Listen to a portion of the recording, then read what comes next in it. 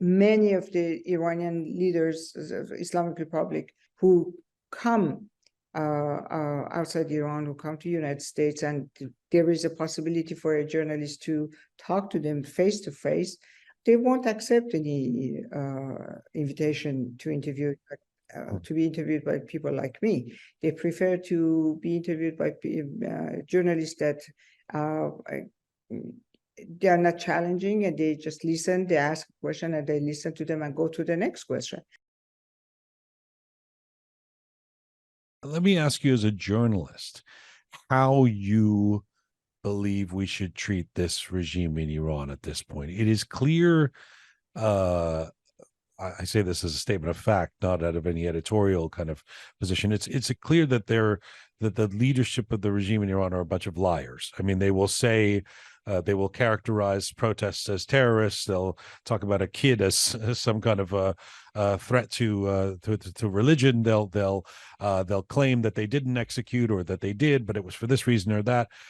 We know all of that. Where are you at with the way we should be treating the regime in Iran as media? I remember the last time you were on this program, that interview we did 3 years ago. I asked you if you would interview Javad Zarif, who was the Minister of Foreign Affairs for the regime at the time.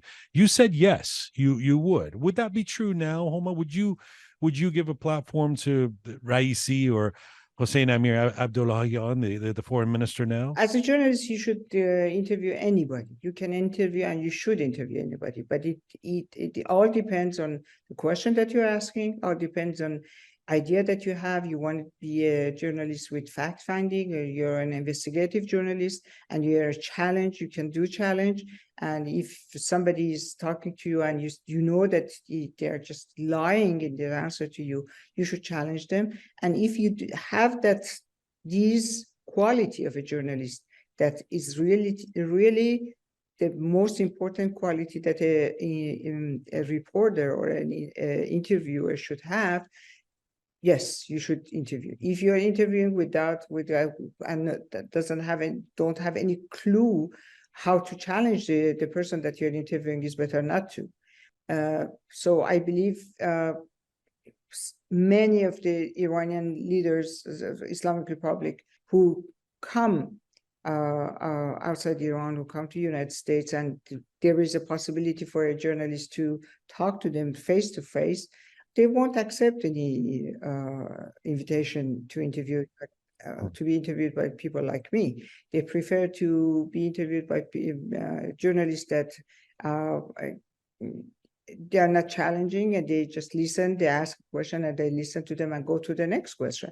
And this is not good. I don't like that. And when I tell you that I would interview, I have in mind that I would interview as an investigator, as an investigative journalist, and also as a fact-finding journalist.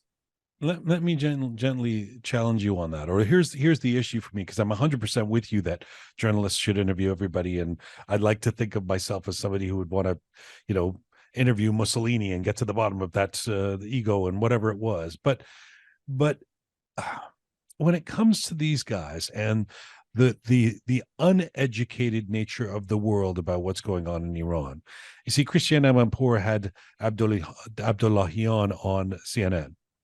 And she did an okay job. She sort of challenged him a couple of times, etc. But and I think for the mass majority of Iranians who were watching that, they would smirk or laugh or curse or whatever, watching this guy say, no, nobody's been killed since the protests began. He actually said that in the interview.